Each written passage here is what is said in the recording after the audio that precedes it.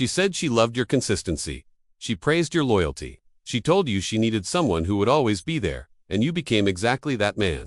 You rearranged your schedule around her needs, canceled plans with friends to be available, and made her happiness your primary mission. You thought you were winning her heart through dedication and sacrifice. Then one day, seemingly out of nowhere, she walked away. The woman who once called you her rock, her safe haven, her everything, suddenly felt suffocated by the very qualities she once claimed to cherish. You're left standing in the wreckage of what you thought was love, asking yourself the most painful question of all: why wasn't I enough? The answer isn't what you think.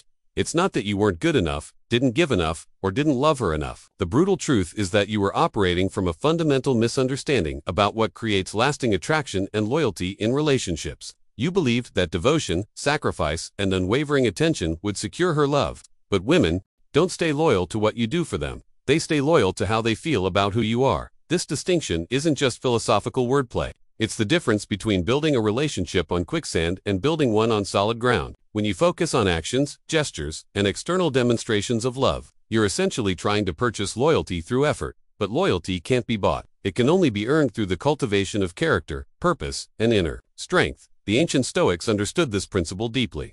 Marcus Aurelius wrote, "It is not death that a man should fear, but never beginning to live." Most men in relationships aren't truly living.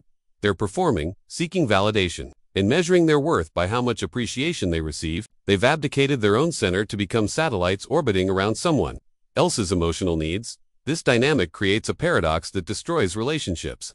The more you try to secure her love through external actions, the less attractive you become. The more you prioritize her happiness over your own development, the less she respects you. It's not because women are ungrateful or manipulative. It's because attraction operates on deeper psychological principles that have nothing to do with conscious gratitude and everything to do with unconscious emotional responses. When you examine what truly creates loyalty in relationships, you discover that it's not about what you give, but about what you represent. A woman's loyalty isn't won through sacrifice. It's won through the demonstration of qualities that make her feel secure, inspired, and feminine in your presence. These qualities can't be faked or performed. They must be genuinely cultivated from within. The first thing women are truly loyal to is how you make them feel about themselves. This isn't about compliments or flattery.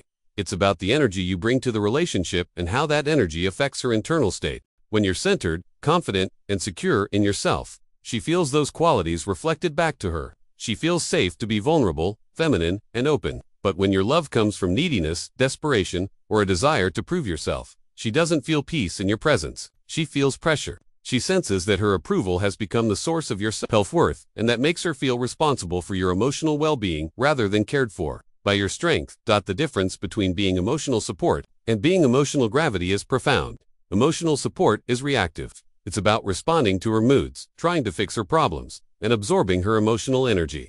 Emotional gravity is proactive. It's about maintaining your own center, regardless of what's happening around you. It's about being the calm in the storm, the constant in the chaos. When you possess emotional gravity, you don't get pulled into her emotional whirlwind. Instead, you help her find her own center by demonstrating what centeredness looks like. This principle extends beyond romantic relationships. In every area of life, people are naturally drawn to those who possess inner stability. They want to be around people who make them feel more grounded, more secure, more at peace with themselves. But this quality can't be developed through people-pleasing or external validation. It comes from doing the inner work of becoming comfortable with who you are, regardless of how others respond to you. The second thing women are loyal to is men who are on a mission. The moment you made her your mission, you lost her interest. This might sound counterintuitive, especially in a culture that romanticizes the idea of making your partner your everything. But women don't want to be your focus. They want to feel your focus on something higher, something that requires growth, something she has to rise to meet. When she sees you building, grinding, and evolving without her permission, that's when she stays. Not because you need her, but because she feels fortunate to be near your purpose. Having a mission isn't about neglecting your relationship. It's about maintaining your own trajectory while inviting her to join you on the journey. Men who lack purpose become consumed by their relationships because they have nothing else to define them. They lose themselves in the process of trying to please their partner, and ironically, this makes them less attractive. A man without purpose is like a ship without a rudder, drifting wherever the current takes him. A woman can't respect a man she can't look up to, and she can't look up to a man who has abandoned his own path to follow hers. Purpose gives you an attractive quality that can't be replicated through effort or performance. It makes you outcome independent. When you're genuinely focused on your mission, you're not measuring your worth by her reactions. You're not walking on eggshells trying to keep her happy. You're not sacrificing your values to avoid conflict. You're simply being yourself and inviting her to either join you or step aside. This confidence is magnetic because it demonstrates that you have a life worth living regardless of her participation in it. The third thing women are loyal to is boundaries, not pleasing. Every time you bent your values, tolerated disrespect, or kept the peace at the expense of your principles, you lost a little more of her respect. This happens because boundaries aren't just about protecting yourself from others. They're about demonstrating that you value yourself enough to have standards. A man without boundaries is essentially communicating that he doesn't believe he deserves to be treated well. If you don't value yourself, why should she value you? Boundaries aren't about being controlling or rigid. They're about having clarity on what you will and won't accept in your life. They're about choosing truth over comfort and principle over approval. When you set boundaries and enforce them consistently, you're not trying to hurt her. You're protecting your peace and demonstrating that you have enough self-respect to walk away from situations that compromise your values. The fear of setting boundaries usually comes from a scarcity mindset.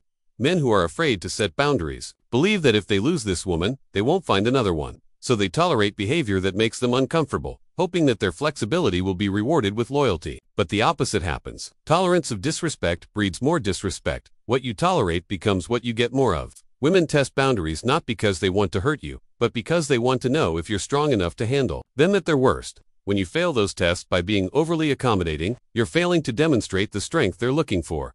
The fourth thing women are loyal to is masculine energy, not emotion. Many men misunderstand what it means to be emotionally available. They think it means sharing every feeling, explaining every thought, and turning their partner into their therapist. But emotional availability isn't about dumping your problems on someone else. It's about being aware of your emotions without being controlled by them. It's about having the strength to feel deeply without losing your center. Masculine energy doesn't mean silence or emotional suppression. It means clarity, certainty, and direction. It means being emotionally aware but not emotionally dependent. When you hand her the steering wheel of your soul by making her responsible for your emotional state, you've inverted the natural polarity that creates attraction. She becomes the rock, and you become the storm. This dynamic kills attraction, because it forces her into a masculine role she doesn't want to play. The goal isn't to become emotionless or unavailable. It's to become emotionally self-sufficient, to feel your feelings without needing her to fix them. To be present with her emotions without being consumed by them. To support her when she needs it without making her support your primary source of emotional stability. This balance creates a dynamic where she can be fully feminine in your presence because she knows you can handle whatever she brings to the table. Understanding these principles requires a fundamental shift in how you approach relationships. Instead of asking what can I do to make her love me, you start asking who do I need to become to attract the kind of love I want. Instead of focusing on her reactions, you focus on your own development. Instead of trying to prove your worth through action, you build your worth through character. This shift isn't easy because it requires you to confront some uncomfortable truths about neediness, validation seeking, and the ways you've been using relationships to avoid dealing with your own issues. It means accepting that you can't control how someone feels about you, but you can control who you become. It means recognizing that the best relationships aren't built on dependency, but on two whole people choosing to walk together toward something greater than themselves. The path forward isn't about becoming cold or detached. It's about becoming grounded. It's about developing the inner strength to love without attachment to outcomes. It's about becoming the kind of man who adds value to a woman's life not through what he does for her, but through who he is when he's with her. When you reach this level of development, you discover something remarkable. The woman who's right for you will be drawn to your strength, inspired by your purpose, and grateful for your presence. She won't stay because you need her. She'll stay because she feels lucky to be near the life you're building. This is the Stoic approach to relationships. It's not about suppressing emotions or avoiding vulnerability. It's about building from a foundation of inner strength rather than external validation. It's about becoming the kind of person who naturally attracts loyalty not through effort, but through character. When you embody these qualities, you'll find that you no longer need to chase, beg, or perform for love. You'll simply be yourself, and the right person will recognize the value of what you've become. The woman who walked away wasn't rejecting your love. She was rejecting your neediness. She wasn't ungrateful for your sacrifice. She was responding to the energy of desperation that drove it. She wasn't looking for someone to do everything for her. She was looking for someone who had everything handled for himself. When you become that man, you'll understand that true loyalty isn't something you earn through effort. It's something you naturally attract through the quality of who you are.